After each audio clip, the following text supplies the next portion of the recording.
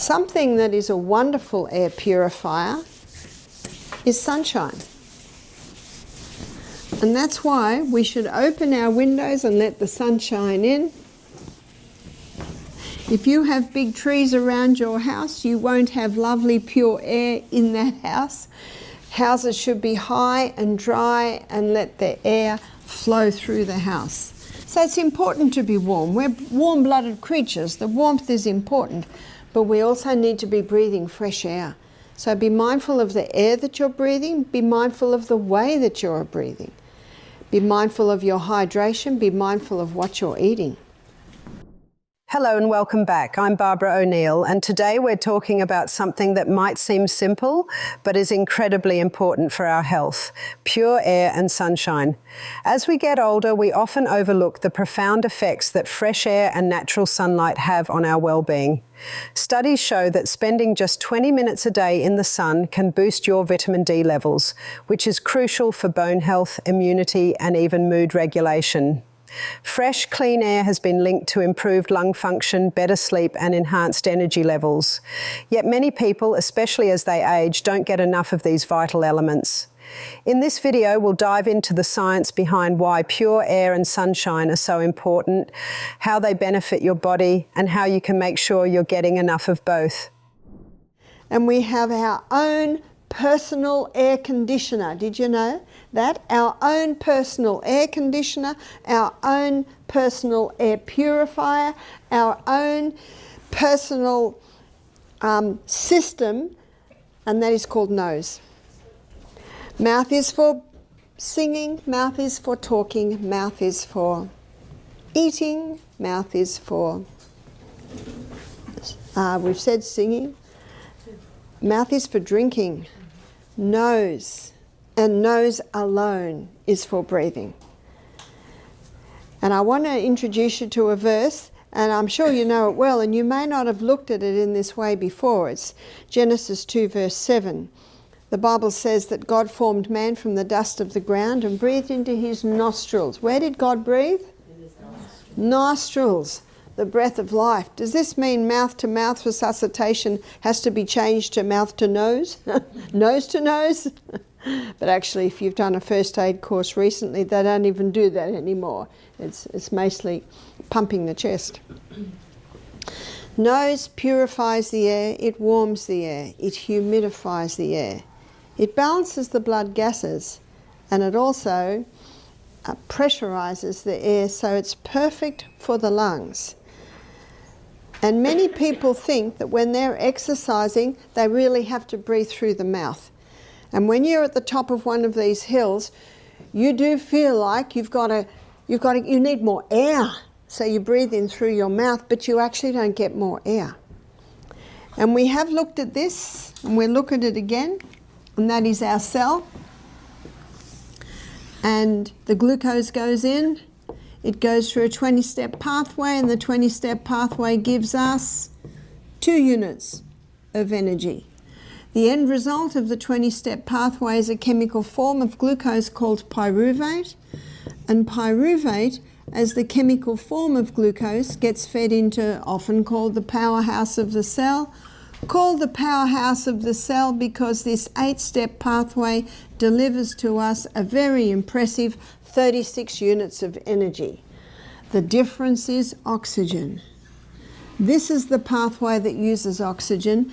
This is the pathway that does not use oxygen. And so when we want more energy, where do we want where are we going to get the energy from? We're going to get it from our cell. And yes, we need great amounts of oxygen to get down to there. But there are ways to get the oxygen, and there are ways that people think they're getting it, but they actually aren't. So we're going to go to the lungs, and we're going to draw one lung, and the trachea splits, each comes down into the lungs, and then it looks like the branches of a tree, and they're little bronchioles, and at the end of the little bronchioles, looks like a little bunch of grapes, and they're alveoli. Let me magnify and show you. It really looks like a bunch of grapes, this one. That's the alveoli, and it's at the end of every bronchiole, and it is estimated we have about 500 million of those. And that's where the gaseous exchange takes place. There's a little capillary network over every capillary. So when we breathe in, those little alveoli fill up with the air that we're breathing. And there are, we looked at this earlier in the week, there are 25 trillion red blood cells.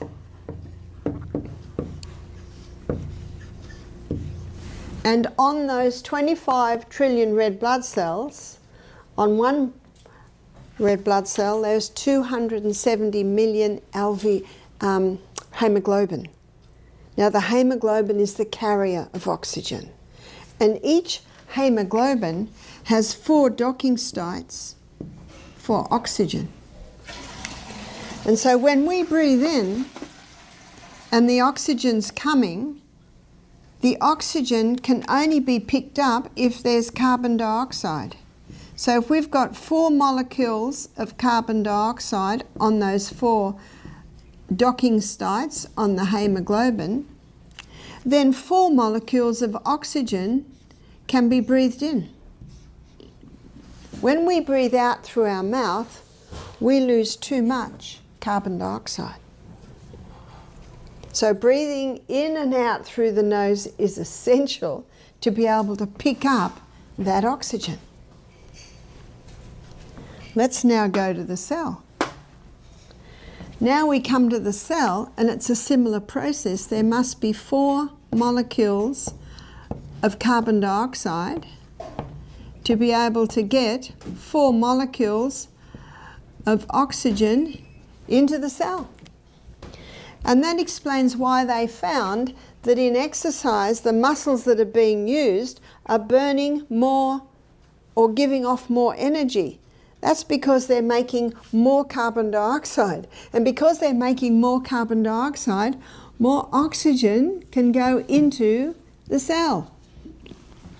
So you can breathe big amounts in through your mouth, but unless you've got the carbon dioxide, it can't actually get into the blood, and then it can't get into the cell.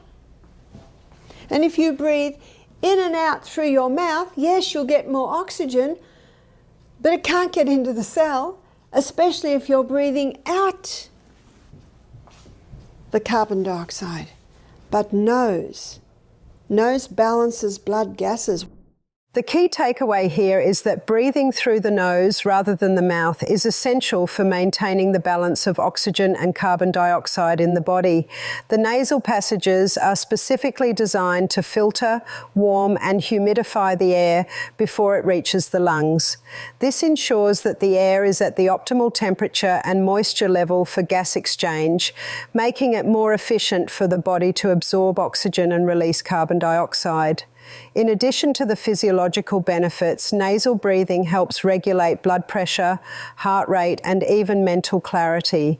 It stimulates the production of nitric oxide, a molecule that enhances blood flow and helps the body absorb oxygen more effectively. Nitric oxide is produced in the sinuses and released into the airways when you breathe through your nose, which is why nasal breathing can improve oxygen efficiency during physical activity and reduce the feeling of breathlessness. Mouth breathing, on the other hand, bypasses this process and can lead to issues like dry mouth, increased stress levels, and a lower ability to efficiently exchange gases. When you breathe through your mouth, you lose more moisture, which can dry out the respiratory system and make it harder for your body to filter and humidify the air properly. This can lead to a higher risk of infections and irritation in the airways. Furthermore, chronic mouth breathing is associated with various health issues, including sleep apnea, snoring, and even changes to the structure of the face over time.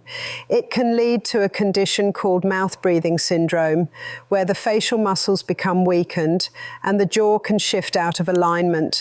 This can cause long-term dental and orthodontic problems, as well as difficulty breathing while sleeping. Now, there is a way to help yourself become a nose breather, and that's tape up your mouth. Now, you don't have to tape it up like this. And the idea is you just put a little bit of tape under the nose to the chin. And you do that for 1 hour a day for a week, and then you can sleep with it overnight.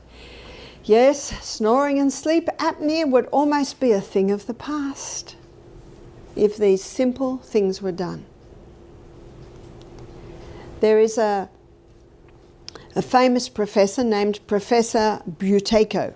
I don't know if you've heard of the Buteyko method of breathing. He has passed now. He's a Russian professor. But he discovered that if he got his patients to breathe slowly and deeply through their nose, they could control asthma attacks. And the reason this is so is breathing slowly and deeply, even 5 seconds in, hold for 3, 5 seconds out, 10 times. Just that is enough to get those carbon dioxide levels up, and when that carbon dioxide level rises, we now have bronchodilator effect, opening of the bronchioles. So simple. And yet Dilantin, which they usually give asthma patients, it reduces lung capacity. It does not cure. But these simple things of eliminating these foods, clearing the eustachian tubes, and then just changing the way that you breathe can have a dramatic effect. All because of nose breathing. You may find it very hard at first to exercise and only nose breathe, but I've got some good news. You'll get better at it. I do it now, and even this morning when I ran up, my 30 seconds run up the hill, my body wants me to go, but I know I'm not going to get any more air into my cell, which is what is going to give me the energy. As you continue practicing nose breathing, your body will begin to adapt, and over time, you'll notice significant improvements. Initially, it may feel challenging to breathe solely through your nose, especially during physical exertion, but as you persist, you'll find your endurance gradually increasing. One of the main benefits of nose breathing is its ability to enhance oxygen exchange, ensuring that your body is receiving the necessary amount of oxygen for peak performance. Another key aspect is the reduction of stress. Breathing through your nose activates the parasympathetic nervous system, which helps calm the body and reduce anxiety. When you breathe through your mouth, on the other hand, it often triggers the sympathetic nervous system, increasing stress levels and potentially leading to feelings of restlessness or discomfort. By retraining yourself to breathe through your nose, you'll be teaching your body to remain more relaxed and in control, even during intense moments of stress or exertion. Nose breathing also helps filter and warm the air before it enters your lungs, making it more comfortable for your respiratory system to handle. The tiny hairs in the nasal passages help trap dust, bacteria, and other harmful particles, acting as a natural filtration system. This can significantly reduce the risk of respiratory infections and irritations that might occur when breathing through the mouth, where the air isn't filtered as effectively. Another factor too, and the person that has this in their bedroom, especially in their lounge rooms, is animals in the home. I said to one lady, mind you, I looked at her blood and I saw a parasite. I said, do you have any animals in your home? She said, I sleep with 4 cats every night. I said, oh, look what they've given you. Ooh. So please, if you have animals in the home, have them in the tiled areas. Don't have them in the lounge areas, in the bedrooms. Have them more in an area that it can be easily cleaned. It's important to create a separation between living areas and spaces where animals roam, especially in the bedroom or lounge. These areas are where we spend the most time resting, eating, and relaxing, so they need to be as clean and hygienic as possible. Animals, while wonderful companions, can carry parasites, allergens, and bacteria that might not be visible but can still affect your health over time. By limiting their access to high-traffic areas, you reduce the risk of these contaminants spreading. If your pets are kept in specific zones of the house, such as a designated pet area, or even a pet-friendly room that's easy to clean, you create a healthier environment for everyone. Regular cleaning, vacuuming, and maintaining proper hygiene in these spaces will also help minimize any potential health risks. But let's have a look at why sunshine is one of the laws of health.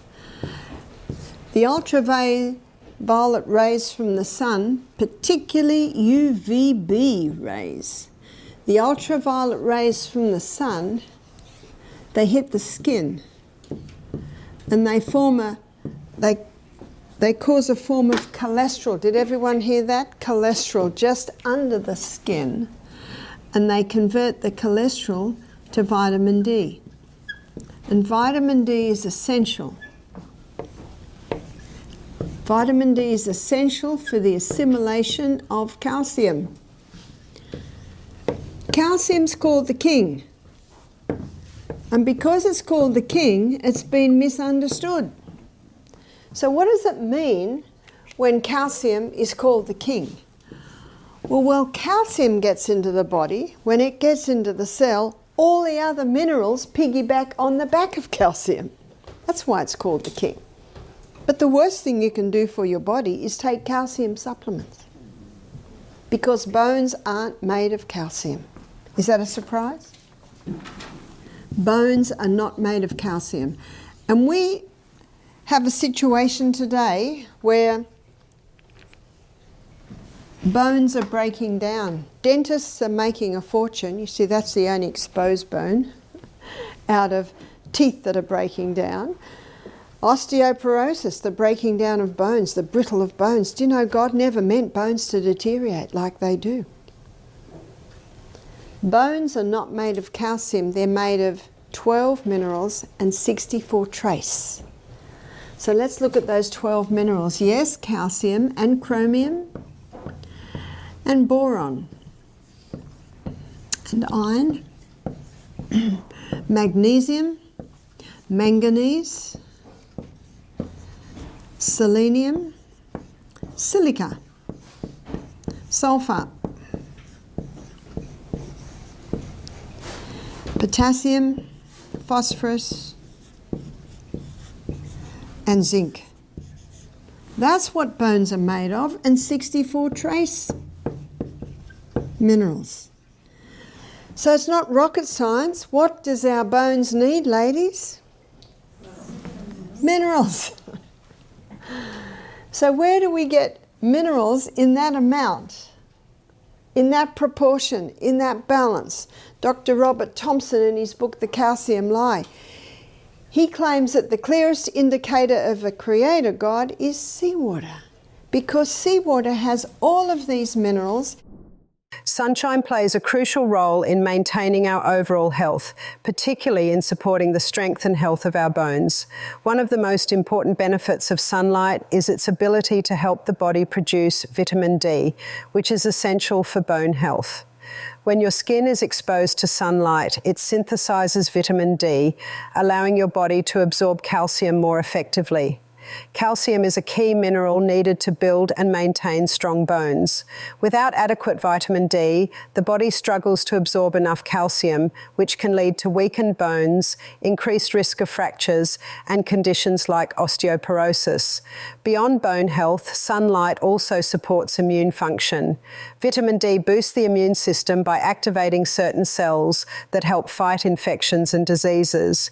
A strong immune system is essential not only for fighting off illnesses, but also for preventing inflammation that can negatively affect bone health. Regular, moderate exposure to sunlight also helps regulate mood by increasing the production of serotonin, a neurotransmitter that promotes feelings of well-being and happiness. This can be especially beneficial during the darker months or in areas with limited sunlight, helping to combat seasonal affective disorder, SAD, and improve mental health.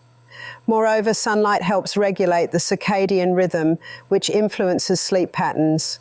Proper sleep is vital for overall health and for bone health, as the body uses sleep to repair and regenerate tissues, including bone cells. Good quality sleep can help maintain optimal bone density and strength. Thank you for watching. I hope you've learned just how important pure air and sunshine are for your health. Make sure to get outside, breathe deeply, and soak in some sunlight each day to support your well-being. If you enjoyed this video, give it a thumbs up and don't forget to subscribe for more health tips. Feel free to share your thoughts or ask any questions in the comments below. Take care, and I'll see you next time.